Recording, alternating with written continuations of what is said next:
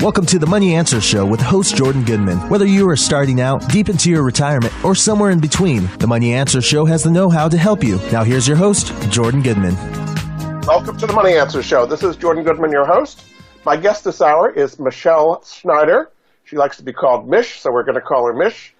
She is the Director of Trading Education at Marketgage.com.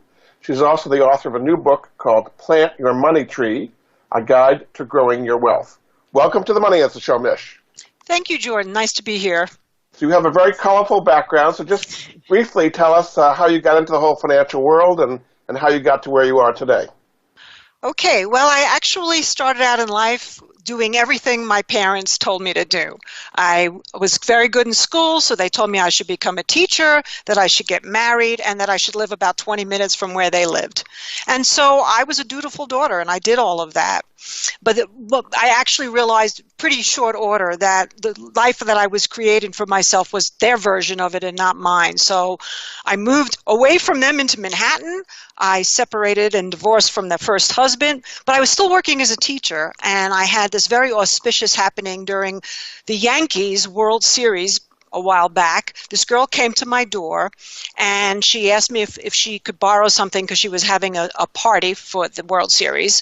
And it turned out she worked for Merrill Lynch and worked on the floor of the Commodities Exchange in the World Trade Center. She was a clerk. And she asked me if I wanted to go down and see what she did. So I absolutely said yes. And when I went down there, my eyes nearly popped out of my head because it was everything that I knew nothing about, but knew right away that I wanted to know everything about. And so took me a while to get a job down there because I had absolutely no business experience. I grew up in a family that was very low middle class. My dad was a mailman. We never sat around the dinner table talking about our stock investments or what was going on Wall Street. So it was just kind of an instinct for me. And I was lucky because I was able to get a job down there after a little bit because this one gentleman who's no longer with us, but Paul Sarnoff, he was a director of research for Conti Commodities, which is part of Continental Grain. And he said to me, I like the cut of your jib. And he hired me to be on the floor as a coffee, sugar, cocoa analyst for the company. So it was like amazing. Baptism by fire. Okay. And then you get on the floor with all these traders, and there's loads of other women there. Is that right?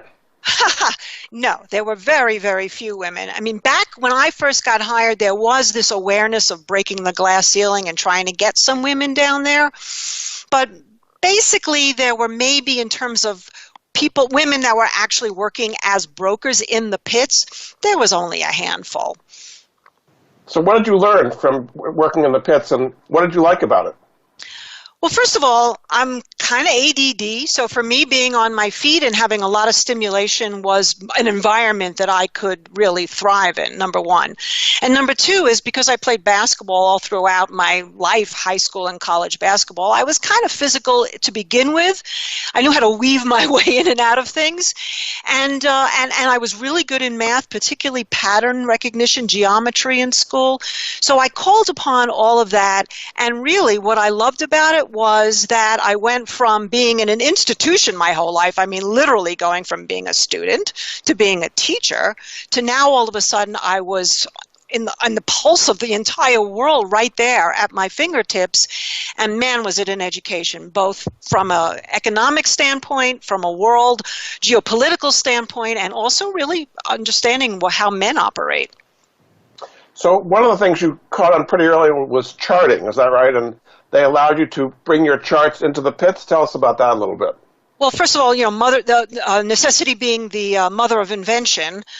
Because I am much smaller than most of the guys, and my voice didn't carry as well as when the things got really crazy, I would step outside of the pit, and I saw people doing point and figure charts. So I started keeping the point and figure charts, and in pretty quickly, I got very, very good at that. So I would stand outside the pit and I would tell people would come up to me and say, hey, Mish, what do you think of this, that, and the other thing, whatever commodity we were trading. And so it really turned out to be the greatest thing that ever happened was becoming a good chartist, because not only was it great for being on the floor, because I could pick and choose when I would enter the pit, but then when the whole open outcry thing went extinct, obviously charting now, if you're sitting upstairs and trading, you may want to be aware of fundamental information, but really you cannot time your way in and out without, I think, having some basis of technical analysis. So then the open outcry that you were involved with, as you said, did kind of go extinct and went away. What happened after that? Well, electronic trading is what everybody does now, and pretty much considering the smartphones, how easy it is. Essentially what I did was with my husband, who, by the way, was also a trader on the floor, Keith Schneider, he started an operation called Marketgage about 20 years ago. And so we started actually creating tools that were proprietary software tools to help us determine what was going on in the market. And that's where the book really evolved from, which is this whole idea of phases. So tell us what Marketgage offers and how can people work with it? Do they have to subscribe to it? Tell us exactly how that works. Well, Marketgage is a financial publishing company, and so we do pretty much everything. We give educational content, starting with, content like my daily blog, which is called Mish's Market Minute. My husband writes one every week called Market Outlook. We have courses that are meant to train people how to think about the markets. And then we have 5 quant models, which are all algorithm-based, that basically take any guesswork out of trading. They essentially tell you what to do based on all of the algorithms that they use.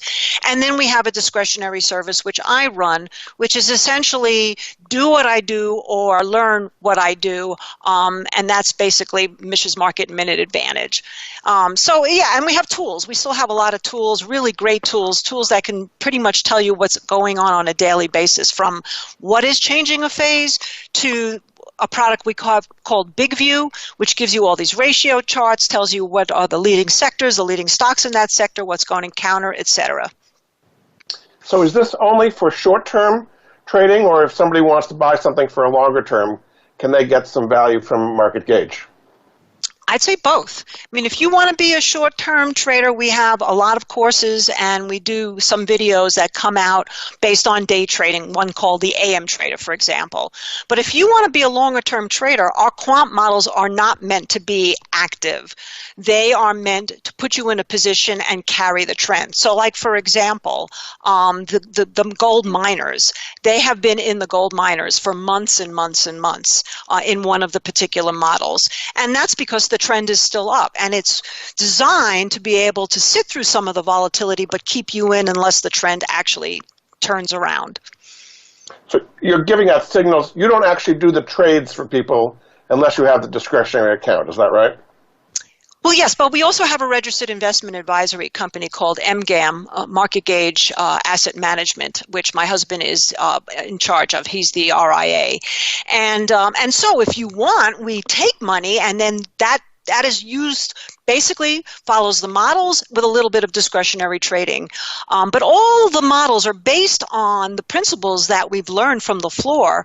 So they were based on our discretionary trading thoughts, and then coded with one of the people that work for us, James Kimball, who is amazing at coding those things and getting them to be incredibly accurate. They've done very, very well. So what is the minimum investment if they wanted the asset management to manage money for them? We try to be flexible, so I'm not even going to give you a minimum. I think if people, I mean, obviously, we don't want somebody with $2,000. That would be not really actually great for them. But I don't really want to pigeon it. But let's say if you had $50,000 and you were really interested in working with us and potentially growing that amount of money that you've given to us, we would consider it, and everything on up from there.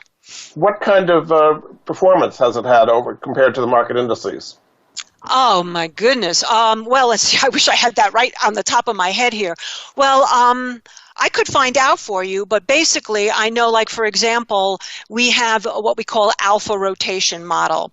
And it was in the indices, got out with huge profits, then went into bonds, got out with huge profit, and then went back into the indices, where it sits right now.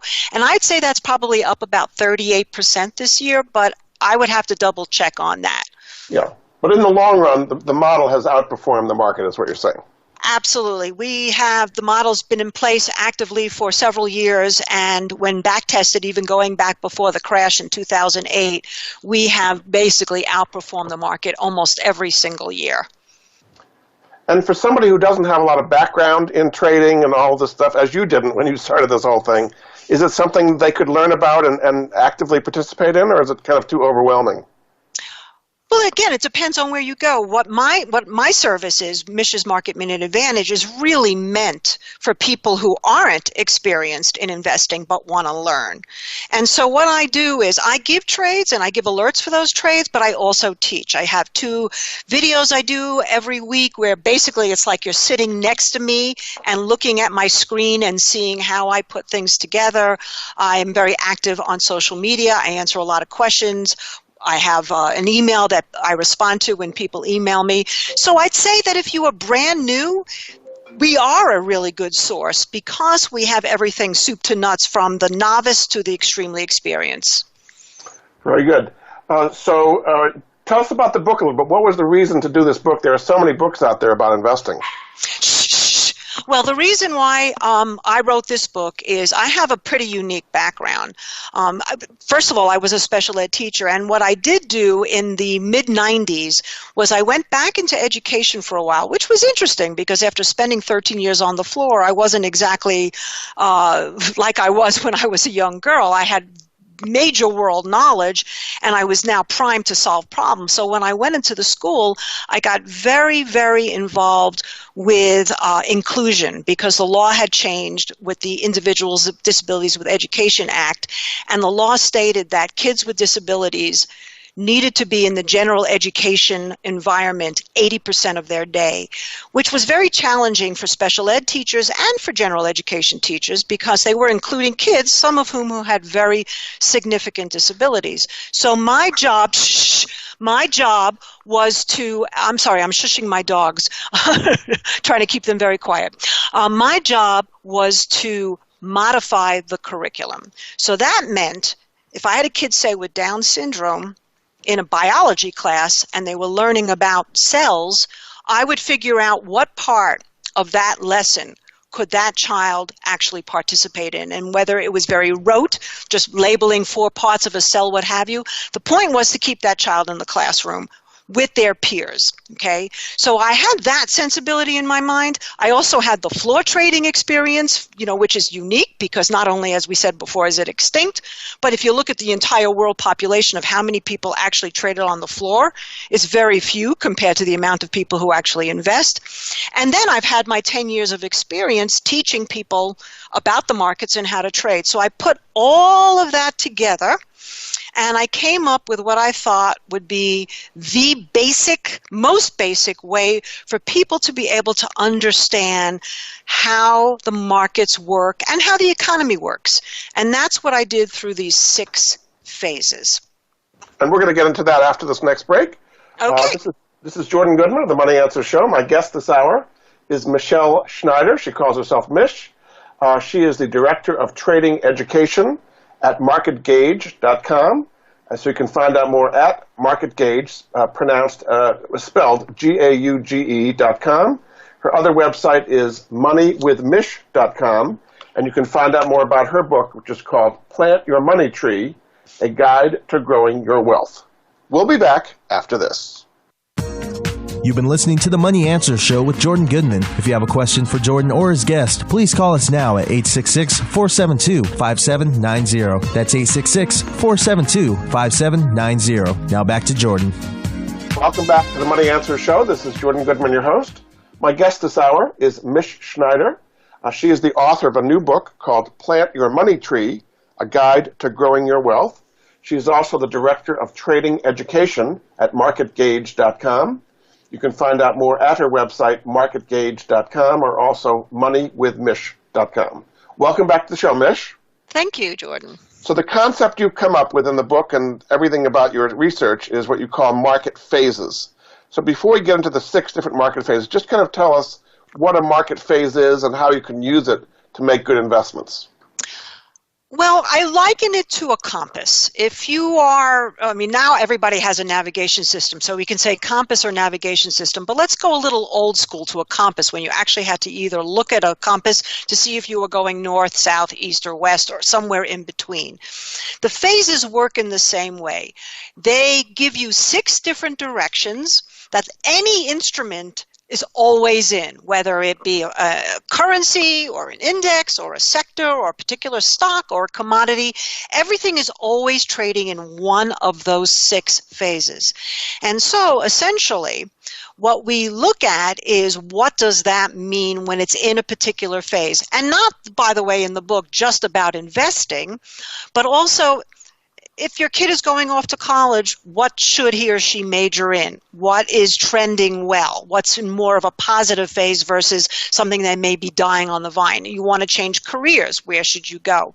You want to borrow money from the bank. What's happening there? What phase is, the interest rates in, for example? What is a good time to buy a home or sell a home? All of that can give anybody enough information at least to either ask the right questions or put a thought in their head so that they start thinking a little bit differently than how they may have thought before. So how can you tell for sure that you're in a particular phase? Is it only looking at a chart, or how do you know when one phase is ending and another one's starting? Well, it's based on charts, but because most people are incredibly intimidated by charts, I've really cleaned it up. First of all, we all learned how to read a simple bar chart in elementary school, and yet it's amazing how many people look at a chart and they freeze. So essentially what I did, just like you would have a needle on a compass, is I put 2 moving averages. And moving averages, they're just lagging indicators of price going back. And it's very predictive, not perfect, but it's very predictive about where prices will be in the future. So the phase gives you that exact direction. So for example, I'll use a 50-day or a 50-weekly. In the book, I went with weekly because I wanted people to have a little bit of a perspective there, which is about a year. So you can look at something from a year ago, and then I also have a 200-week moving average, which is about 4 years. So you start to see price pattern, and you don't even have to look at the pattern. All you have to know is where those 2 moving averages are relative to each other. Is the 50 above the 200? Is it below the 200? Etc. And then I mentioned things like slope, which is, again, is very simple physics, because if something is trending well, then you would expect the slope to reflect that with some momentum or an upward slope, etc. So that's about as basic as you can get. The charts are very clean and they're easily accessible from anything. There are plenty of places that offer free charts, or if you happen to have a particular trading platform, or if you trade through Schwab or what have you, you can get them. So that's really where it starts. You have to be willing to say, I want to look at this weekly chart, and then from Mish's book, I can tell you right now that I'm interested, say, in, I don't know, how FedEx is doing, for example, just came to my head, and I know that that chart right now is looking pretty bad. So okay. would I want to make an investment in FedEx right now? Or my portfolio has some investment in FedEx. Is that really good for my future, for my financial future? That kind of thing. Yeah. So you're looking at a longer term. If you're looking at a 50-week versus a 200-week, those are pretty long-term trends. Most people are looking at much shorter term, 20-day or 50-day moving averages. Are you going to get a different reading if you have a short-term trends versus that 1 year versus 4 year kind of trend? Well, sometimes yes, sometimes no. So, for example, right now, if you looked at the S&P 500, let's just say, the weekly charts are still in a bullish trend, and the daily chart's in a bullish trend. And in fact, when the S&P 500 had a little bit of a meltdown in July, the weekly chart never changed to a more negative phase. So you kind of knew at that point that from a longer term perspective, the market was still healthy. So ideally, you want to really refer to both if you're a more active trader. And if you're not, you can really look at the weekly chart, and that's going to keep you from frenetically calling your financial planner and saying, what's going on? And, because you can see that actually nothing has really changed in a longer term. Yeah. So let's go through the 6 phases. Let's start with the most exciting one, which is the bullish, or what you call the euphoria phase. So that's where the things are really shooting up. What do you look for to know that you're in the bullish phase, and when is it about to end? Okay, so first of all, yeah, I call it euphoria, and I like to attach emotions to each one of the phases because we trade with a sort of collective mentality, or what they call the herd mentality. So essentially, if you know that the public or the phase means that people are in a state of euphoria, you may or may not want to question that. You just know that everything looks good at that point and everybody's happy in spite of whatever you might see in the headlines. And as we know, we are in a situation where between social media, 24-hour news loops, you're going to see headlines that are going to tell you all the reasons why the market should go down. And it might, but you don't really need to guess. All you have to do is look that right now things are in a bullish phase, things are still euphoric. So for a bullish phase, we want to see a couple of things. Number one is we want to see that 50-week or 50-day above, actually positioned above the 200-day or the 200-week, what we call stacked. It has to be stacked that way. Then what you want to see is the slopes on both of those moving averages, at least neutral or slightly starting to gain momentum on an incline. So that's the ideal situation. And then the third thing you want to see is the price above both of those moving averages. So if one were to look, let's say right now while they were listening to me at a SPY chart, you would see that the 50-day is above the 200-day, the 50-week is above the 200-week, and the slopes on the weekly charts both are still pointing up. Same thing in the daily, although the 50 now is still somewhat neutral because, you know, the market is chopping around here. And the price is above both of those moving averages. So it's a very clean bullish phase. So that's the SPY, which is the S&P 500. Is there a particular industry group or even a particular stock you would say is in the euphoric or bullish phase right now? Well, within the S&P 500, you know, we also want to look at tech stocks because tech stocks have been really the stocks that have been outperforming for years now. I mean, that's just not a new phenomenon, but the semiconductors and the tech stocks have been outperforming. So if we take a stock, let's say, let's just look at the ETF. I actually really like to encourage people to look at the exchange-traded funds because you can look at a particular stock that's within that, and that's perfectly valid. But if you look at the actual sector, then you can see how the whole sector is doing. So you get a weight of all the different stocks in the sector rather than, say, buying one stock that turns out to crash, whereas the one that's keeping the semiconductors higher isn't. So like, for example, let's take a look at NVIDIA, which is a very popular tech stock. That also is in a bullish phase on the daily chart. And that has been a very hot stock, although it had a huge sell-off at the end of 2018 and for the first few months of 2019. The question is, it's coming back. Would it be a good investment? I wouldn't even tell you yes or no. I would say, based on what I see on the charts, it's not a bad one because it's in a bullish phase. But there are definite dangers at buying in the bullish euphoric stage because you don't know when it's going to end, and when it ends, it can often end very sharply. Is that right? If the bullishness fades. Well, yes. And so this is what makes trading and investing so interesting.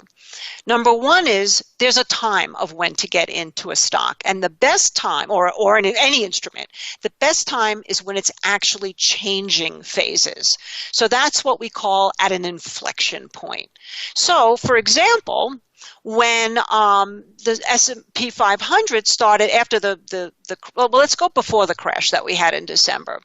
It was trading in a bullish phase, and it was staying that way, and it started to sell off. And when it broke that 50-week moving average, you had plenty of opportunity to know that the phase was changing, and you had a really good opportunity to either exit the S&P 500 if you were in that, or your stocks that were following in that same phase.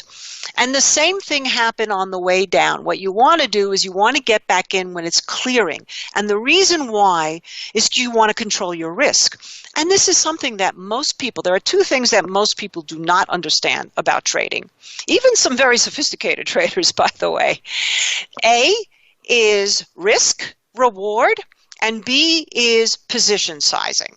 So the reason why those two things are important is because if you're getting that inflection point where things are changing phase, that means that you know that if it's a fake out, and that happens, you're going to get right out.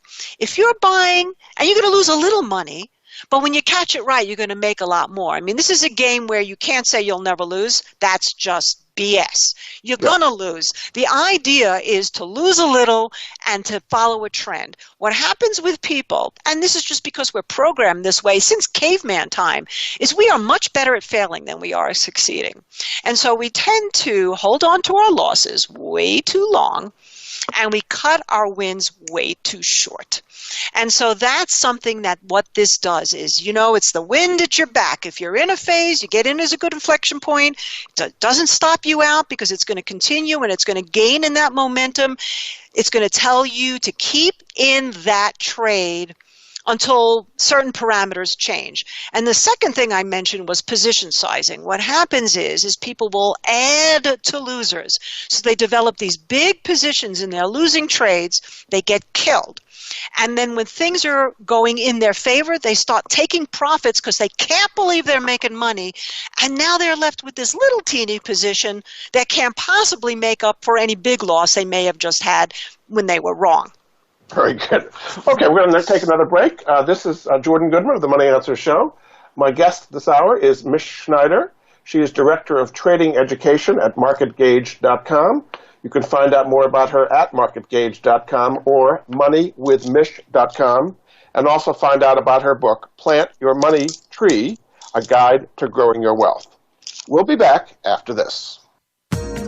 You've been listening to the Money Answer Show with Jordan Goodman. If you have a question for Jordan or his guest, please call us now at 866-472-5790. That's 866-472-5790. Now back to Jordan. Welcome back to the Money Answer Show. This is Jordan Goodman, your host. My guest this hour is Miss Schneider. She is Director of Trading Education at Marketgage.com. You can find out about her at Marketgage.com. She also has a website, moneywithmish.com. And her new book is called Plant Your Money Tree, A Guide to Growing Your Wealth. Welcome back to the show, Mish. Thank you, Jordan. We were talking about the different market phases. We talked about the bullish euphoria phase, and the next one is caution and anxiety. So what happens during that phase? Well, basically, Murphy's Law, things cannot stay great forever. It's just the nature of things.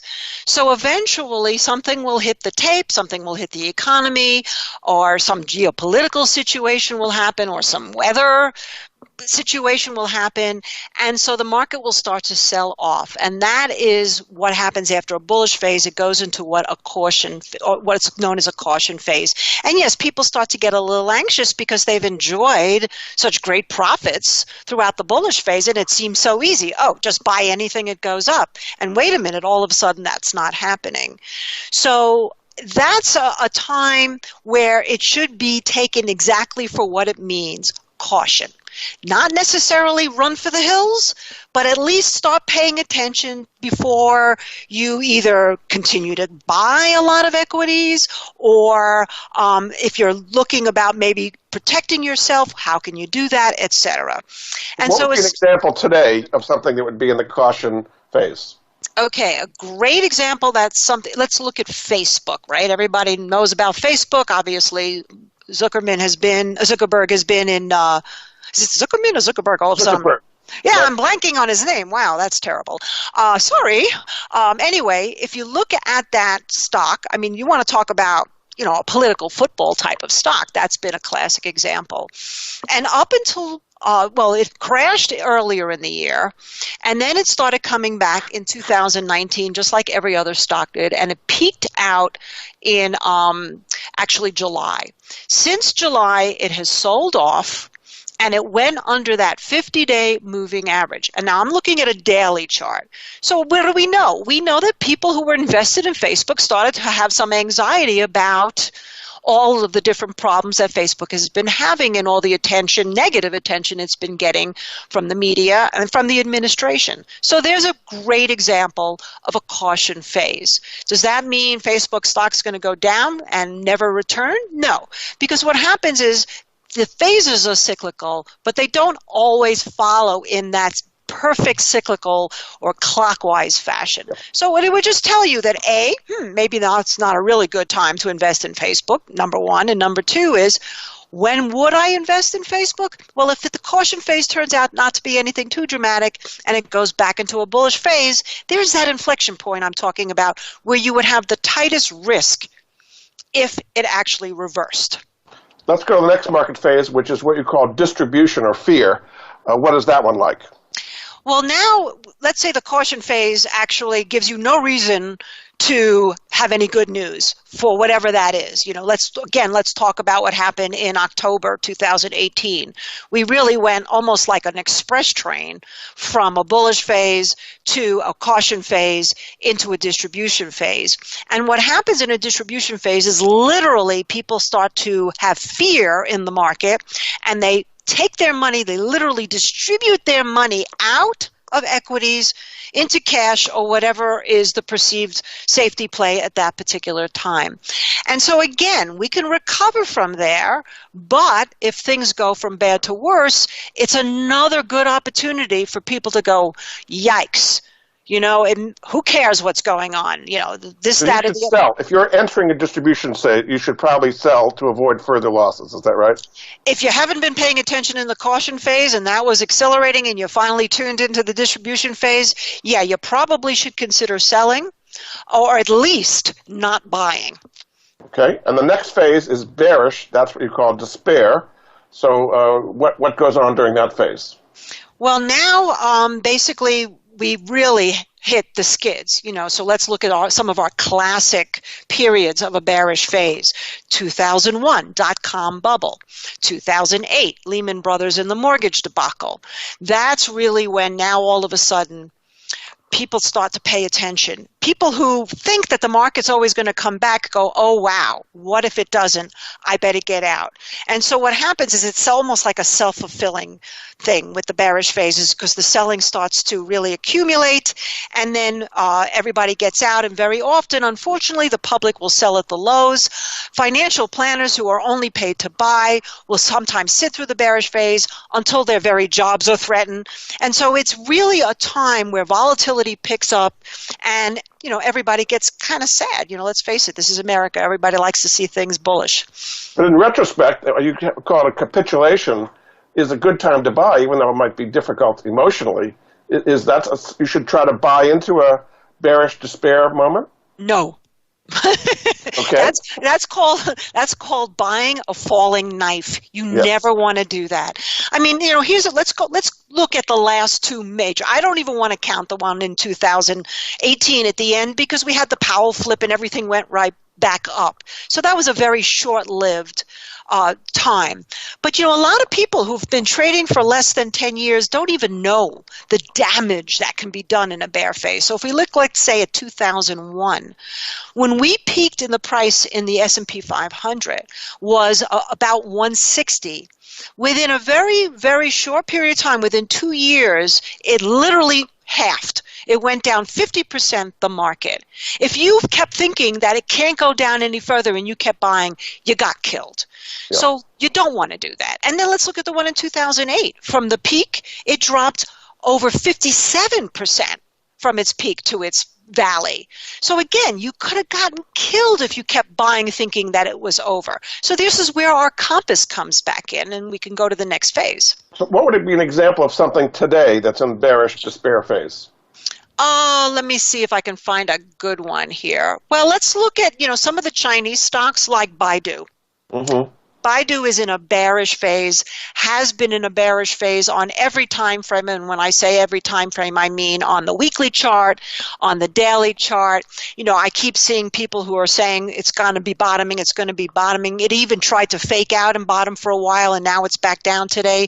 That's a classic example of something that's just been hurt badly and doesn't mean it'll never come back.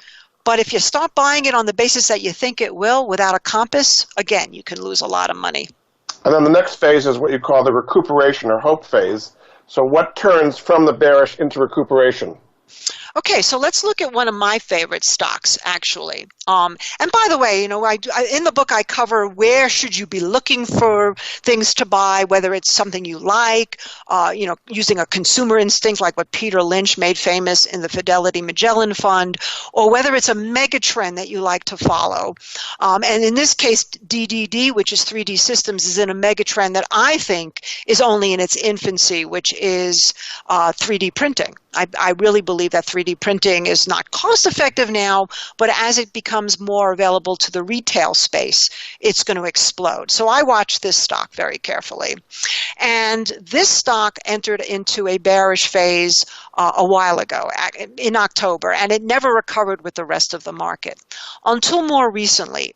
So basically now that's in a recuperation phase right here. So this is the type of stock that if you're following a mega trend, or you just simply like a stock, let's say like Apple or something like that, had been in a bearish phase and went back into a recuperation phase, to me this is the best time. This is my favorite phase. And I call it hopeful because this is where the smart money comes back in. When I say the smart money, I mean the institutional money. This is where a lot of the financial planners don't get in because they've already have now post-traumatic stress disorder from getting killed in the bearish phase. So if you're a savvy trader and you've protected yourself, you have cash, and you want to buy things that are recovering. So 3D Systems is a kind of a perfect example because it's trading now above the 50-day moving average. It's not quite above the 50-week yet, but you get in with a very low risk at those phases. And if you're right, you can do really well. By the time the public is talking about 3D Systems, you're already booking your nice gains. That's the perfect scenario. Very good. We're going to take another break. This is Jordan Goodman of the Money Answer Show. My guest this hour is Michelle Schneider. She's Director of Trading Education at Marketgage.com. That's the website. You can go see more about her. She also has a website, moneywithmish.com. And the book she just did, we're talking about, is called Plant Your Money Tree, A Guide to Growing Your Wealth. We'll be back after this. You've been listening to the Money Answer Show with Jordan Goodman. If you have a question for Jordan or his guest, please call us now at 866-472-5790. That's 866-472-5790. Now back to Jordan. Welcome back to the Money Answer Show. This is Jordan Goodman, your host. My guest this hour is Michelle Schneider. She's Director of Trading Education at Marketgage.com. You can find her there, also at moneywithmish.com. And you can also find out more about her book. We've been talking about Plant Your Money Tree, A Guide to Growing Your Wealth. Welcome back to the show, Mish.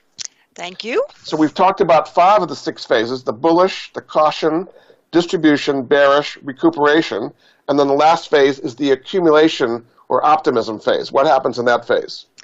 Okay, so we mentioned that the smart money starts to buy in the recuperation phase. And so if things continue, if more interest comes into that stock, or again, any instrument can be in any phase, then what happens is it starts to clear over the 200-day or weekly moving average, depending on what time frame you're looking at. And this is where, people start to get optimistic. Oh, wow, this stock is healthy. So a perfect example, one that I follow very carefully, is Kroger, which is, because I live in the Southwest, Smith's is a big chain grocery here out in the West. You don't have it in the East Coast. But nonetheless, they do online now. They have a thing called ClickList. They're starting to compete a lot more with places like Whole Foods and having organic products, etc. So I always like to look at things on some basis of a fundamental reason, but I would never buy without having my roadmap or my phases. So Kroger right now is classic in the accumulation phase, which means it went into the recuperation phase back in August.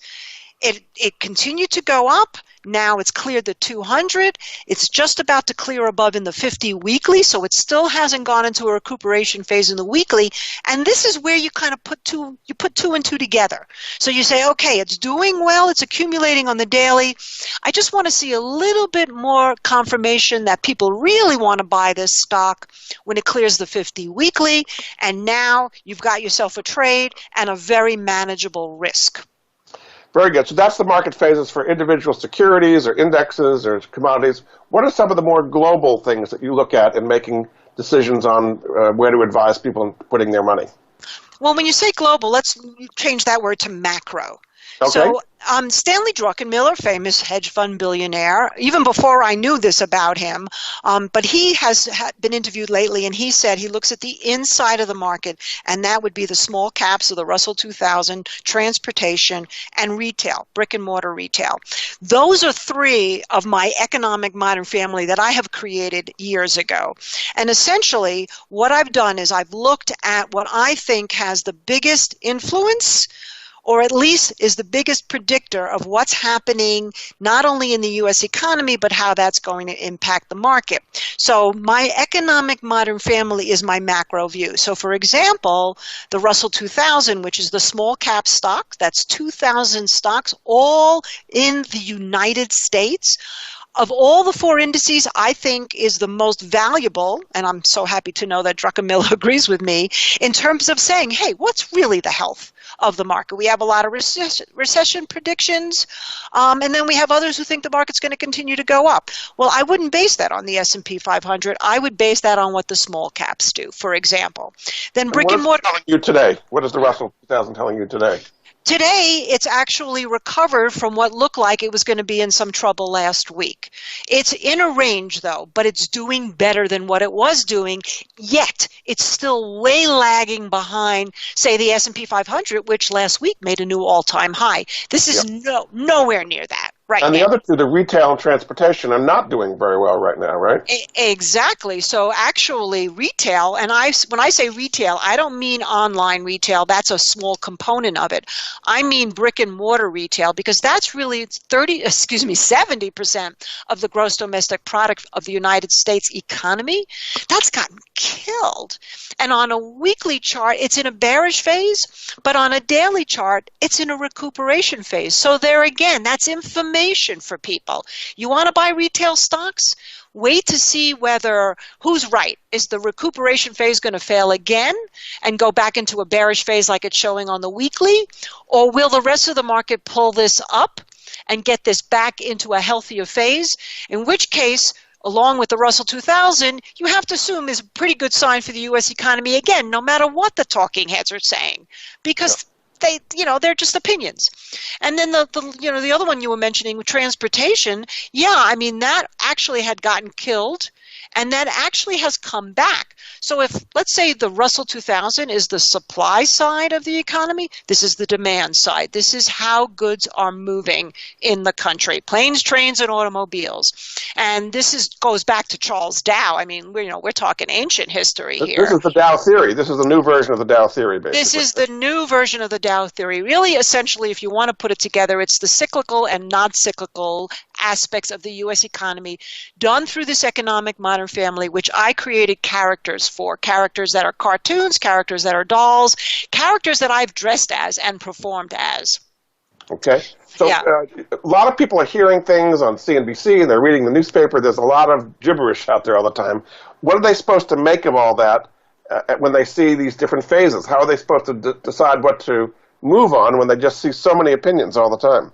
Well, first of all, I'd say stop paying attention to all the opinions. You can have your favorite people that you follow, of course, and you can consider that. But for me, as I said, I will look at the fundamentals, but unless I have the compass telling me I'm going in the right direction, I won't get involved in that particular instrument. So here's a perfect example. Let's move away from equities for a second and talk about commodities, because that's where I cut my teeth. It was on the commodities exchange. I made all my money in coffee, sugar, silver, gold, crude oil. So I'm still watching those very carefully. So what would be your favorite commodity today? I'm sorry, ask that again? I didn't hear you. What would be your favorite commodity today? Well, the gold and the gold miners are actually, they've done very, very well. We've been holding a position in them for months and months and months. And essentially, when I say talking heads, if things will heat up, and let's face it, you can't ignore the fact that we have zero interest rates around the world, some places negative, that we're heading in the same direction in the United States, which could be inflationary, that the dollar is still doing very, very well, but for how long? If Trump gets his way, the dollar will start being devalued, and China and India and Russia are kind of joining together to possibly work on not using the dollar as the world currency. We've got the tariff situation. You got all these situations which could make you cautious in terms of buying a lot of equities. But as we know, right now things look okay, but there's mixed. The modern family is mixed, which tells you to still exercise caution. Whereas gold miners, and now silver have been going up all year, which tells you, A, that whatever troubles you're hearing about in the news are being reflected in some fear buying through gold, and B, that there might be an anticipation going forward that inflation, even though the metrics are telling you there is none, could actually start to reverse. Because again, it's psychology, and what happens when people are going through a geopolitical crisis? Let's throw the Middle East into that mix too. Yeah. That gold looks like a good refuge in that kind of environment, yes. Exactly. And then at what point does gold actually switch now to more of an inflationary play? And that's where you would watch the miners and silver. Very good. Well, thanks so much. My guest this hour has been Michelle Schneider. She is Director of Trading Education at Marketgage.com. You can find out more about her at that website. Also, moneywithmish.com. She does a daily commentary.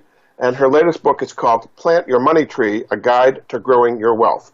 Thanks so much for being a great guest on the Money Answer Show, Mish. Thank you so much for having me, Jordan. It was a pleasure. Thank you, and we'll be back next week with another edition of the Money Answer Show. Goodbye for now. Thank you for joining Jordan Goodman and the Money Answer Show. If you have a question for Jordan, please visit his website at www.moneyanswers.com. And be sure to tune in every Monday at 12 p.m. Pacific Standard Time right here on Voice America Business. See you next week.